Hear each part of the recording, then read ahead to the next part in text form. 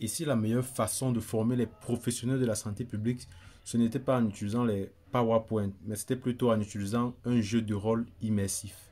Pendant la pandémie à coronavirus, il y a plus de 1300 professionnels de santé dans 142 pays qui ont été formés à la gestion de l'infodémie en santé publique dans un univers fictif qu'on a appelé Narwal.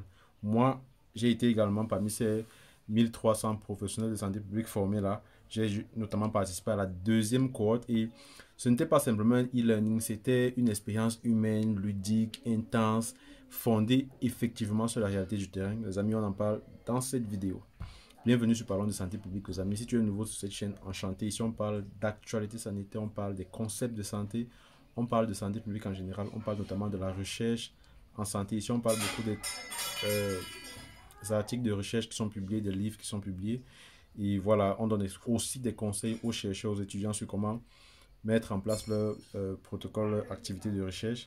Et voilà, on a également, on offre des services aussi pour ceux qui veulent faire l'analyse de leurs données, ceux qui veulent la relecture de leurs documents et ceux qui veulent qu'on leur accompagne dans la rédaction de leur protocole d'études. On met à votre disposition, quel que soit l'endroit où vous vous trouvez, un de nos spécialistes qui va vous accompagner dans ce sens-là. Donc les amis, je suis tombé sur cet article LinkedIn qui a été publié par l'une de mes formatrices, donc à cette formation.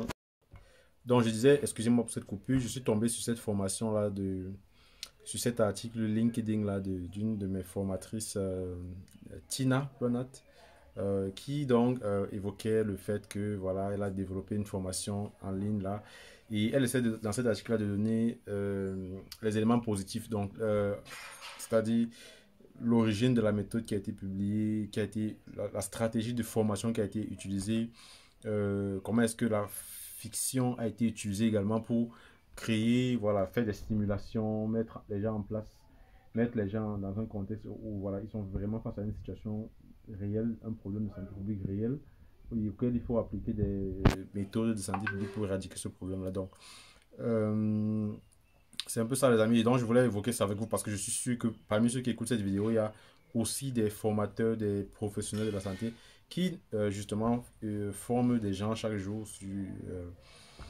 les différentes pratiques et méthodes de santé publique. Donc, l'origine de la méthode qui a été utilisée, justement, c'était entre ONU, Dragon et épidémie. Donc, les concepteurs se sont utilisés dans de trois expériences clés, c'est-à-dire le modèle des Nations Unies, United Nations, pour la simulation de la négociation et de la diplomatie. Également, ils se sont fondés sur Dungeon et Dragon pour l'immersion narrative et pour le travail collaboratif. Et en troisième point, ils se sont fondés sur le Field Epidemiology Training Program, FETP. Ceux du collège du Cameroun font généralement le FETP. Et là, c'est pour la réactivité et l'apprentissage dans la pratique. Donc, l'objectif, c'était de créer une formation rapide, engageante et adaptée aux professionnels de la santé publique en contexte de crise sanitaire. Alors, le continent de Narwhal, c'était une fiction sérieuse qui a été mise en place. C'était un monde fictif avec des personnages imaginaires comme Elnor, des pays imaginaires déjà aussi, comme Wishdom, Chronos, et dans laquelle chacun avait ses crises sanitaires, ses réalités sociales, ses conflits politiques. Et pourquoi est-ce que c'était fictif justement? C'est parce que on voulait garantir la sécurité psychologique, ok? Parce que, et ça c'est la formatrice qui le dit, Tina Prenat, aucun participant n'avait à défendre des politiques réelles de son pays parce que tout était fictif tout simplement. Donc tout le monde arrivait comme coéquipier d'une mission mondiale. Et donc, il y a donc eu une simulation réaliste dans WhatsApp, c'est-à-dire les participants sont plongés dans une crise via WhatsApp, c'est-à-dire on a créé des groupes. Je vous en parle plus et je suis très ému parce que j'ai participé à cette formation-là, je l'ai vécu et c'était absolument génial. Donc, les participants étaient donc plongés dans une crise via WhatsApp où ils avaient des groupes de travail internationaux. Moi, j'avais des collègues qui étaient en Afrique du Sud, qui étaient en France, en Belgique, au Sénégal, au Mali et tout ça. Et donc, il y avait des messages à tout c'est-à-dire il y avait des faux tweets, il y avait des notes de ministres paniqués, il y avait des vidéos d'infox virales et il n'y avait pas de script, ok, il n'y avait pas de solution unique, il n'y avait pas voilà, de solutions connues d'avance. Il fallait simplement collaborer, il fallait analyser, il fallait prioriser. Et, par exemple, on vous disait il faut analyser les tendances des informations, il faut rédiger des notes stratégiques, il faut convaincre un ministre de la Santé qui est fictif, voilà, qui n'est pas une personne réelle. Ok. Et même, il fallait écrire des haikus, ok, et créer des memes, c'est un peu des messages dans lesquels on met une information qui voilà, se comprend simplement avec l'image qui a été créé simplement pour essayer d'exprimer l'état émotionnel d'une personne. Donc, il y avait des coachs qui n'étaient pas des pros. Okay? Et je tiens justement, lorsqu'on parle de coach, là, à rappeler que moi, j'ai participé à la deuxième formation comme élève, mais à la prochaine formation, j'ai participé également comme coach. Et là, c'était une expérience très incroyable. Donc, chaque groupe donc, avec un coach qui était là, pas pour donner des réponses aux gens, ok, mais juste pour écouter, stimuler des idées, faire émerger l'intelligence collective. Il y a donc eu plus de 70 coachs qui ont été formés, plus de 654 participants qui ont été entraînés à travailler dans plusieurs fuseaux horaires. Donc, c'était absolument incroyable, les amis. J'ai participé à la première formation, elle était en anglais, ok, vous imaginez, et mon anglais à cette époque-là n'était pas encore au point, comme maintenant je suis beaucoup plus à l'aise de travailler dans un contexte anglophone et même de m'exprimer en anglais, mais à l'époque c'était vraiment pas facile. Et la deuxième formation, j'ai participé en tant que coach dans un groupe francophone. Donc, alors, quels étaient les secrets du succès? C'était, et là je vous le dis vraiment avec toute l'expérience que j'ai pu voir de cette formation-là, c'était déjà l'humour, c'est-à-dire il y avait des dinosaures, il y avait des mascottes de licornes, il y avait des pélicans rebelles, mais il y avait l'humour qui était généré. Même les coachs étaient absolument incroyables. Ils mettaient de l'humour. Ils nous formaient en apprenant, je vais dire,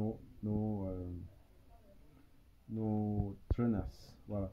Donc, le deuxième point positif de cette formation, l'ingrédient magique, c'était justement la réflexion personnelle sur la surcharge d'informations, sur la gestion du stress, sur le travail en équipe. Là, vraiment, c'est pas évident. Et le troisième point, c'était la communauté, c'est-à-dire il y a des groupes WhatsApp qui sont devenus des réseaux d'entraide parce que voilà, on est resté dans des groupes, ok, on est resté dans des groupes qui réunissent plusieurs personnes de l'international. Je peux vous mettre même une capture d'écran du groupe WhatsApp dans lequel on a énormément de...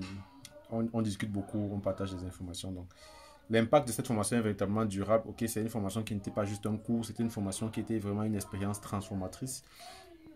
Les participants ont pu réutiliser le modèle de leur pays, coécrire des recherches, continuer à collaborer pour répondre à d'autres crises sanitaires et même les cartes visuelles ont été créées. Donc, c'était absolument génial, les amis, pour apprendre à sauver des vies dans un monde où l'infodémie peut littéralement tuer. Vous savez, c'est depuis cette formation sur la gestion de l'infodémie que moi j'ai décidé d'orienter ma future thèse de santé publique sur la gestion de l'infodémie parce que je souhaite véritablement écrire une thèse là-dessus.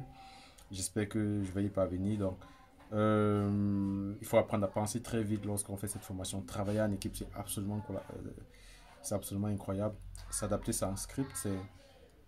Si je dois travailler dans ce genre de situation, je suis beaucoup plus équipé, structuré pour faire ça. Donc, l'engagement, la collaboration avec les autres personnes, ça montre qu'on peut véritablement euh, on peut véritablement faire ça lorsqu'on est en contexte de crise sanitaire. Vous savez, en contexte de crise sanitaire, on n'a pas du temps voilà, pour réfléchir, pour dormir. On doit aller très vite. C'était absolument génial, les amis. J'ai partagé même lors de la deuxième formation euh, des éléments dans cette chaîne parole de santé publique donc, où j'évoquais souvent ce qui s'est passé et en quoi est-ce que c'est absolument génial. Donc, les amis, qu'est-ce que vous en pensez? Est-ce que vous souhaitez participer à ce genre de formation? Est-ce que vous travaillez dans la communication des risques et engagement communautaire? Donc, je pourrais partager avec vous à chaque fois qu'on aura une formation ainsi qui est projetée.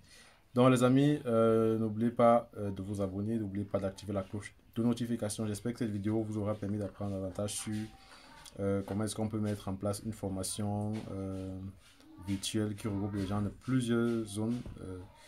Et voilà. Donc, n'oubliez pas les amis, sentez-vous bien.